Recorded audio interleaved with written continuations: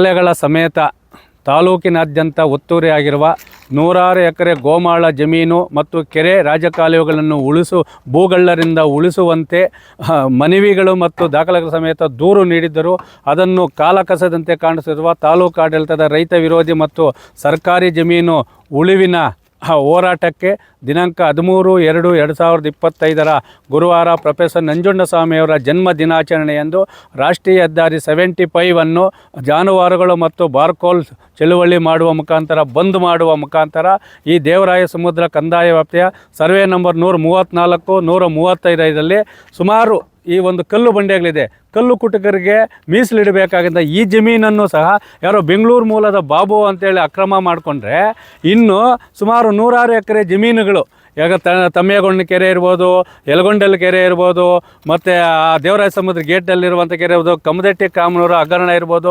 ಯಾವ ರೀತಿ ಇದೆ ಅಂತ ಹೇಳಿದ್ರೆ ನಮ್ಮ ಕಂದಾಯ ಸರ್ವೆ ಅಧಿಕಾರಿಗಳು ಖಂಡಿತವಾಗ್ಲೂ ಹೇಳ್ತಾ ಇದ್ದೀನಿ, ಅವರು ಜನಸಾಮಾನ್ಯ ಕೆಲಸ ಮಾಡ್ತಾ ಇಲ್ಲ, ಅವರು ರಿಯಲ್ ಎಸ್ಟೇಟ್ ಉದ್ಯಮಿಗಳ ಕೆಲಸ ಮಾಡ್ತಾ ಇದ್ದಾರೆ. ಕಂದಾಯಕರು ಸರ್ಕಾರದ ಸಂಬಳ ಪಡೆದು ಸರ್ಕಾರಿ ಆಸ್ತಿಗಳು ಬಿಡಲ್ಲ.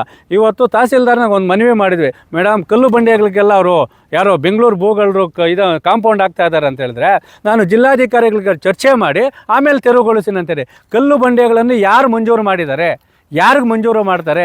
ಇದು ತೋಟಿ ಇನಾಮತಿ, ತಳವಾರು ಇನಾಮತಿ, ಆಮೇಲೆ ದೋಬಿ ಇನಾಮತಿ ಅಂತೆ ಎಲ್ಲ ಇನಾಮತಿಗಳು. ಅಂದರೆ ಪರಿಶಿಷ್ಟ ಜಾತಿ ಪರಿಶಿಷ್ಟ ಪಂಗಡವರಿಗೆ ಈ ಜಮೀನುಗಳು ಮೀಸಲಿಡಬೇಕು. ಅಂತಹ ಜಮೀನುಗಳಿಗೆ ನಕಲಿ ದಾಖಲೆಯನ್ನು ಸೃಷ್ಟಿ ಮಾಡಿ ಬೆಂಗಳೂರು ಭೂಗಳರಿಗೆ ಮಾರಾಟ ಮಾಡ್ತಾಯಿದ್ರೆ ಇನ್ನು ಸ್ಥಳೀಯರೇನನ್ನು ಬಳೆ ತರಿಸ್ಕೊಂಡಿರ್ಬೇಕಾ?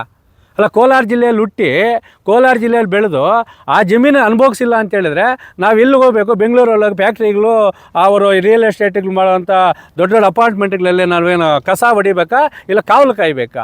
ಈ ಕೂಡಲೇ ದೇವರಾಯ ಸಮುದ್ರ ಕಂದಾಯ ವ್ಯಾಪ್ತಿ ಇರ್ಬೋದು, ಕಿರಣಮಿಟ್ಟಿ ಇರ್ಬೋದು, ತಾಲೂಕಿನಾದ್ಯಂತ ಒತ್ತುವರಿಯಾಗಿರೋ ಸರ್ಕಾರಿ ಆಸ್ತಿಗಳನ್ನು ಉಳಿಸುವ ಜೊತೆಗೆ ರಾಷ್ಟ್ರೀಯ ಹೆದ್ದಾರಿ 75 ಪಕ್ಕದಲ್ಲಿ ಏನು ಕಲ್ಲು ಬಂಡೆಗಳಿಗೆ ಕಾಂಪೌಂಡ್ ನಿರ್ಮಿಸಿದ್ರೆ ಅಂಥವರ ವಿರುದ್ಧ ಕ್ರಿಮಿನಲ್ ಮೊಕದ್ದಮೆ ದಾಖಲು ಮಾಡಿ ಸರ್ಕಾರಿ ಆಸ್ತಿಗಳನ್ನು ಉಳಿಸಬೇಕಂತೇಳಿ 13/2/2025 ಗುರುವಾರ ಬೆಳಗ್ಗೆ 11 ಗಂಟೆಗೆ ರಾಷ್ಟ್ರೀಯ ಹೆದ್ದಾರಿ 75 ದೇವರಾಯ ಸಮುದ್ರ ಗೇಟನ್ನು ಬಂದ್ ಮಾಡುವ ಮುಖಾಂತರ ಸರ್ಕಾರಿ ಆಸ್ತಿಗಳನ್ನು ಭೂಗಳನ್ನು ರಕ್ಷಣೆ ಮಾಡೋಣ, ಜಾನುವಾರುಗಳಿಗೆ ಬಡವರಿಗೆ ಹಂಚುವ ಹೋರಾಟಕ್ಕೆ ಸಮಸ್ತ ರೈತರ ಬಂದವರು ಸಹಕರಿಸಬೇಕಂತೇಳಿ ಮನವಿ ಮಾಡ್ತಾಯಿದ್ವಿ.